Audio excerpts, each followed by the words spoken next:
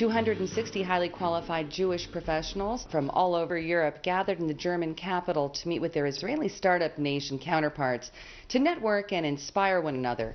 The Liddell Fly Berlin Conference was held under the auspices of the European Jewish Fund.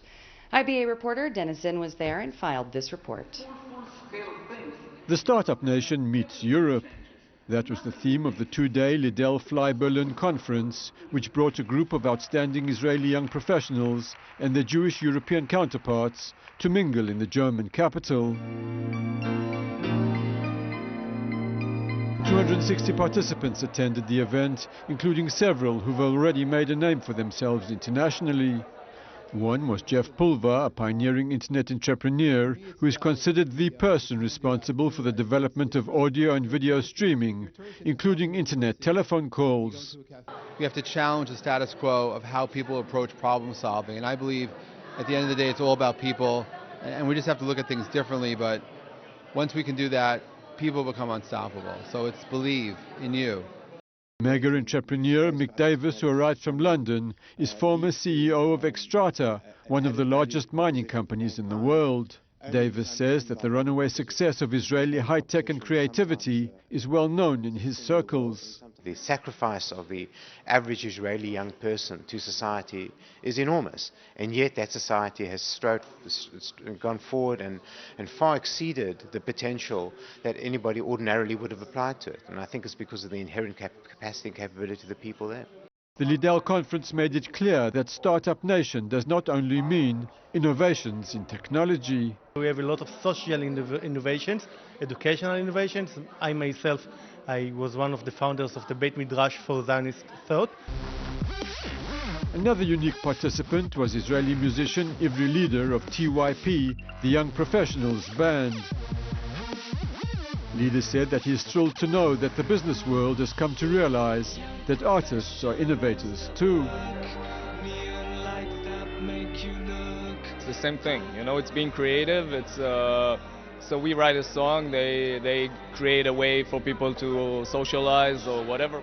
But at the end of the day, it was as much the Jewish and Israeli aspect of the high-tech conference that motivated the organizers. I just want to get to people that are not affiliated in this world. I want to get to people that if they hear Jewish, so maybe they wouldn't come. But if they hear innovation and they see these startupists and wonderful speakers, so they want to come. And by that, they discover their connection to Judaism, to the Jewish world, to Israel.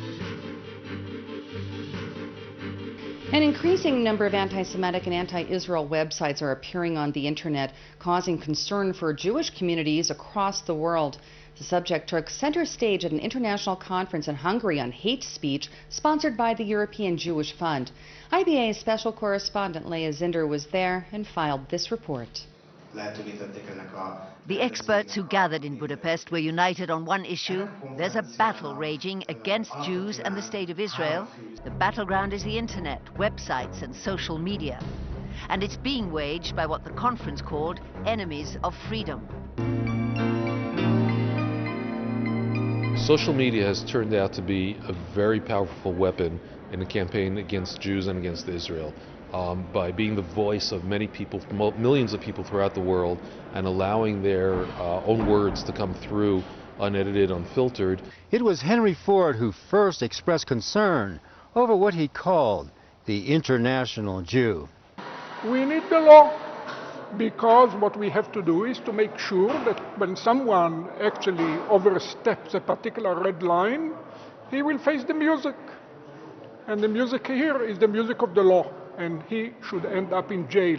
You really can't stop it by the law, because the people who actually support this kind of parties or speeches, they will feel that the state is indeed against them and against what they think, and it will only reinforce them. What is evident is that the internet is here to stay, and from now on political battles will be increasingly won and lost in the social media. Based on its research, the Political Capital Institute, which hosted the conference, had a few tips on how to deal with the dark side of the web. I think even the overall human rights rhetoric should be renewed somehow, and new arguments should be found that can be catchy for the youngsters as well, because right now what we can see is that sometimes intolerant ideologies are much more catchy for the youngsters than the tolerant ones, and it was not always the case. Leading experts on nuclear disarmament met in Switzerland today under the auspices of the International Luxembourg Forum on Preventing Nuclear Catastrophe. If we have the international common recognition what is the red line and when this red line is crossed, and it becomes like a law or like unbreakable rule, in this case it will be very easy for United Nations to support the measurements which are described in the Article 42.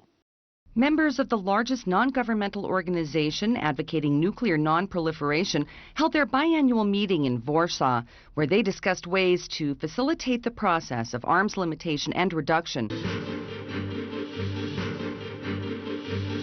A Limud Jewish Learning Seminar was held in Lithuania, where some 3,000 Jews live in the shadow of the once thriving and prosperous pre-Holocaust Jewish community. Lithuanian Jewish leaders say that such events are vital today to keep the tiny community cohesive and alive. It's Friday afternoon, and registration is underway for a Limud Jewish Study Weekend at a spa hotel in the Lithuanian resort of Druskininkai, once a favorite vacation spot for the Jews of Lithuania. Close to 300 people have gathered here for the Mini Limud Weekend, sponsored by the European Jewish Fund. The participants are all members of Lithuania's tiny Jewish community that's struggling to maintain its existence. The main aim of the event is to try to attract, through a different way, the people who are not so much affiliated with the community, or maybe they would like to affiliate, but there are not so many events for them. The accent of this Limud event is on young families and those who are attending for the first time. For that reason, children are kept busy with activities designed especially for them, while their parents can choose from sessions ranging from the light to the serious, from beauty workshops to lectures and discussions on Jewish history and the Talmud. Our people are mostly post-Sovietic people, people that grow up without religion. And for them, last 20 years is like a starting school for Jewishness.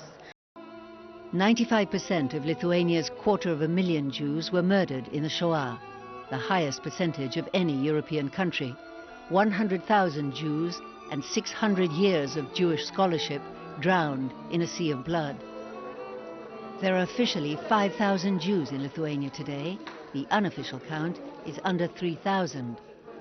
And here at Limud, we meet Anna. Like her mother before her, and like many others in the community, Anna is married to a non-Jew.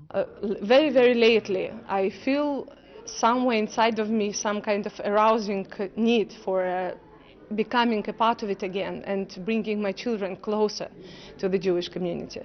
Community leader Faina Kukliansky says she believes current conditions for Jewish revival are good. I'm afraid to say, even I don't know how long it will continue, but the situation as we have today, we have just a good environment for the Jews to continue their staying here in Lithuania, to developing their community.